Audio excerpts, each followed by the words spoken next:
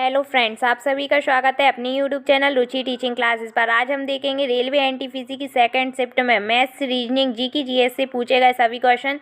तो चलिए दोस्तों शुरू करते हैं वीडियो को। आपका एक क्वेश्चन केमिस्ट्री से पूछा गया था कि क्लोरीन को आवर्त सारणी के किस नंबर के वर्ग में रखा गया है। तो दोस्तों इसका सही आंसर था 17वें। क्लोरीन को आवर्त सारणी के 17वें नंबर के वर्ग में रखा गया है। क्लोरीन के अलावा फ्लोरीन, ब्रोमीन, आयोडीन जैसी अक्रिय गैसों को भी इस वर्ग में रखा गया है। तो चलिए दोस्तों देखते हैं नेक्स्ट क्वेश्चन। आपका नेक्स्ट क्वेश्चन था कि पाई की खोज किसने की थी। तो दोस्तों इसका सही आंसर था आर्यभट्ट। आर्यभट्ट एक महान गणितज्ञ थे जिन्होंने पाई की खोज की थी। ये भी पूछा जा सकता है कि पाई का मान कितना होता है। तो पाई का मान 22/7 या 3.14 होता है। तो चलिए दोस्तों देखते हैं नेक्स्ट क्वेश्चन। आपका नेक्स्ट क्वेश्चन था कि प्लासी का युद्ध कब हुआ था। दोस्तों डेट पूछी गई थी प्लासी के युद्ध से। तो ये हुआ था 1757 में। प्लासी का युद्ध 1757 में रॉबर्ट क्लाइव और सिराजुद्दौला जो कि बंगाल के नवाब थे उनके बीच में हुआ था, जिसमें रॉबर्ट क्लाइव की विजय जबकि सिराजुद्दौला मीर जाफर के धोखाधड़ी के कारण हार गए थे। तो इस प्रकार ये भी पूछा जाता है कि प्लासी किस नदी के किनारे स्थित है। तो दोस्तों यह कर्मनाशा नदी के किनारे स्थित है। तो चलिए दोस्तों देखते हैं नेक्स्ट क्वेश्चन। आपका नेक्स्ट क्वेश्चन पूछा गया था कि राजस्थान के गवर्नर कौन हैं। तो दोस्तों वर्तमान में राजस्थान के गवर्नर कलराज मिश्रा हैं। वहीं पूछा जा सकता है कि राजस्थान के सीएम कौन है। तो दोस्तों राजस्थान के सीएम अशोक गहलोत हैं। दोस्तों करंट अफेयर्स से लगातार राज्यपाल और मुख्यमंत्री से क्वेश्चंस बन रहे हैं। सुबह की शिफ्ट में भी एक क्वेश्चन बना था और शाम की शिफ्ट में भी बन गया है। तो इस प्रकार आपको राजस्थान के अलावा भी अन्य राज्यों के मुख्यमंत्री और गवर्नर पढ़ के जाना है। तो चलिए दोस्तों देखते हैं नेक्स्ट क्वेश्चन क्या पूछा गया था। आपका एक क्वेश्चन था कि एक बेईमान दुकानदार किसी वस्तु को बेचते समय 10% की चोरी करता है तथा 10% का अतिरिक्त लाभ भी कमाता है, तो उसके द्वारा कुल कितने % लाभ प्राप्त होता है। दोस्तों देखने में ही क्वेश्चन बड़ा है, आसानी से सॉल्व हो जाएगा, ज़्यादा कोई टफ नहीं है। सिंपल से फॉर्मूला से करेंगे +m+n+mn/100। दोस्तों इस फॉर्मूला से लगातार क्वेश्चन बना है। सुबह की शिफ्ट में भी इस फॉर्मूला से एक क्वेश्चन बना था। यहाँ पर हमें कुछ भी नहीं करना है, बस m की जगह 10% रखना है और n की जगह 10% रखना है। हमारा टोटल लाभ का % आ जाएगा। तो चलिए दोस्तों रखते हैं फॉर्मूले में मान। तो यहाँ रखेंगे +10 m की जगह और n की जगह रखेंगे +10, क्योंकि दोनों जगह ही उसे लाभ हो रहा है तो दोनों जगह ही प्लस आएगा। प्लस m × n अर्थात 10 × 10/100। यहाँ पर दोस्तों हम देखेंगे कि ये कट जाएगा तो ऊपर बचेगा 10 + 10 + 1।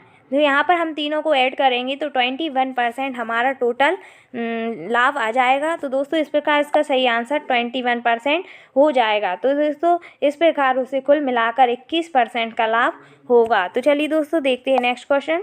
आपका नेक्स्ट क्वेश्चन था कि UNDP का हेडक्वार्टर कहाँ स्थित है। दोस्तों हेडक्वार्टर से भी लगातार क्वेश्चन बन रहे हैं। देखिए यहाँ पर पूछा गया था कि UNDP का हेडक्वार्टर कहाँ है। तो इसका सही आंसर है न्यूयॉर्क। न्यूयॉर्क अमेरिका का एक शहर है। तो इस प्रकार इसका सही आंसर न्यूयॉर्क हो जाएगा। वहीं आपसे पूछा जा सकता है कि UNDP का फुल फॉर्म क्या होता है। तो दोस्तों यूनियन नेशनल डेवलपमेंट प्रोग्राम इसका फुल फॉर्म होगा। आपको इसका फुल फॉर्म याद रखना है। हम एक बार और रिपीट करते हैं, जैसे कि यूनियन, N से नेशनल, D से डेवलपमेंट और P से प्रोग्राम हो जाएगा। और इसका हेडक्वार्टर न्यूयॉर्क अमेरिका में स्थित है। तो चलिए दोस्तों देखते हैं नेक्स्ट क्वेश्चन। आपका नेक्स्ट क्वेश्चन दिवस से था कि ओजोन दिवस कब मनाया जाता है। तो दोस्तों प्रत्येक वर्ष 16 सितंबर को ओजोन परत दिवस मनाया जाता है। तो इस प्रकार इसका सही आंसर 16 सितंबर हो जाएगा। तो चलिए दोस्तों देखते हैं नेक्स्ट क्वेश्चन। आपका नेक्स्ट क्वेश्चन था कि ब्रह्मांड के अध्ययन को क्या कहा जाता है। दोस्तों शाखाओं से भी लगातार क्वेश्चन बन रहा है। सुबह भी एक क्वेश्चन आया था अध्ययन के बारे में और शाम की शिफ्ट में भी एक क्वेश्चन बन गया, जैसे कि इसमें पूछा गया था कि ब्रह्मांड के अध्ययन को क्या कहा जाता है। तो दोस्तों इसका सही आंसर है कॉस्मोलॉजी। कॉस्मोलॉजी इसका सही आंसर होगा। ब्रह्मांड के अध्ययन को कॉस्मोलॉजी कहा जाता है। वहीं यदि कॉस्मोलॉजी ऑप्शन में नहीं आता है तो आप एस्ट्रोनॉमी भी लगा सकते हैं। तो चलिए दोस्तों देखते हैं नेक्स्ट क्वेश्चन। आपका नेक्स्ट क्वेश्चन हिस्ट्री से था कि गुलाम वंश के अंतिम शासक कौन थे? तो दोस्तों इसका सही आंसर है शैमुद्दीन कैमूर्स। गुलाम वंश के अंतिम शासक थे। वहीं ये भी पूछा जा सकता है कि गुलाम वंश की स्थापना किसने की थी? तो 1206 ईस्वी में कुतुबुद्दीन ऐबक द्वारा गुलाम वंश की स्थापना की गई थी। वहीं इसका अंतिम शासक शैमुद्दीन कैमूर था। तो चलिए दोस्तों देखते हैं नेक्स्ट क्वेश्चन। आपका नेक्स्ट क्वेश्चन था कि रक्त का थक्का जमाने में कौन सा विटामिन सहायक है? तो दोस्तों इसका सही आंसर है विटामिन के रक्त का थक्का जमाने के लिए आवश्यक विटामिन है। तो चलिए दोस्तों देखते हैं नेक्स्ट क्वेश्चन। आपका नेक्स्ट क्वेश्चन विटामिन से ही था कि विटामिन डी की कमी से कौन सा रोग हो जाता है? तो दोस्तों इसका सही आंसर है रिकेट्स विटामिन डी की कमी से होने वाला रोग है। सुबह की शिफ्ट में भी विटामिनों से क्वेश्चन बने थे दोस्तों। ज़्यादा टफ पेपर नहीं आ रहा है एनटीपीसी का, अभी तो बहुत ही ईजी पेपर आ रहा है। यहीं इसमें रिकेट्स के अलावा भी हम देख सकते हैं जैसे ऑस्ट्रोमलेशिया, टेटेनी आदि रोग भी हो जाते हैं विटामिन डी की कमी से। तो यहाँ पर विशेष रूप से रिकेट्स देखा जाता है। तो इस प्रकार विटामिन डी की कमी से होने वाला रोग रिकेट्स है। तो चलिए दोस्तों देखते हैं नेक्स्ट क्वेश्चन। आपका नेक्स्ट क्वेश्चन पूछा गया था कि केसर का शहर नामक उपनाम से किस राज्य को जाना जाता है? तो दोस्तों जम्मू कश्मीर केसर के शहर के उपनाम से जाना जाता है। तो इस प्रकार इसका सही आंसर जम्मू कश्मीर हो जाएगा। तो चलिए दोस्तों देखते हैं नेक्स्ट क्वेश्चन। आपका नेक्स्ट क्वेश्चन था कि नोकिया के सीईओ कौन हैं? तो दोस्तों वर्तमान में नोकिया के सीईओ पेक्का लुंडमार्क हैं। पेक्का लुंडमार्क इसका सही आंसर हो जाएगा। वहीं यदि सीईओ का फुल फॉर्म पूछा जाए तो चीफ एग्जीक्यूटिव ऑफिसर इसका फुल फॉर्म होता है। एक बार पिछली पेपरों में पूछ लिया गया है कि सीईओ का फुल फॉर्म क्या होता है, तो आपको याद रखना है सीईओ चीफ एग्जीक्यूटिव ऑफिसर होता है। यहाँ पर इसका सही आंसर पेक्का लुंडमार्क हो जाएगा। तो चलिए दोस्तों देखते हैं नेक्स्ट क्वेश्चन। आपका next question time and work से था कि यदि ए किसी काम को 20 दिन में तथा बी 30 दिन में पूरा कर लेता है तो ए और बी मिलाकर उस कार्य को कितने दिन में पूरा कर लेंगे? दोस्तों ज़्यादा कटअप नहीं है, बहुत ईजिली तरीके से बताएंगे हमें इसे सॉल्व करना। जैसे कि ए किसी कार्य को 20 दिन में करता है, बी 30 दिन में करता है, तो हमें ए प्लस बी का टोटल कितने दिनों में करेंगे ये ज्ञात करना है। तो दोस्तों सिंपली तरीके से हम इसका एलसीएम लेंगे जो कि 60 आ जाएगा। 20 तिया 60, 30 दूनी 60, दोनों का हमें निकालना है। तो दोनों को ऐड कर देंगे तो 3 और 2 5, और 5 का यदि हम 60 में भाग देंगे तो हमें टोटल पता चल रहा है कि ए और बी मिलकर कितने दिन में कर लेंगे। तो दोस्तों 5 से काटेंगे तो 5 एकम 5 और 5 दूनी 10। इस प्रकार ए और बी मिलकर 12 दिन में उस कार्य को पूरा कर लेंगे। तो चलिए दोस्तों देखते हैं नेक्स्ट क्वेश्चन। आपका नेक्स्ट क्वेश्चन रीजनिंग से था कि 5, 8, 13, 20 इस सीरीज को कंप्लीट करना था कि 20 के बाद अगला पद कौन सा आएगा।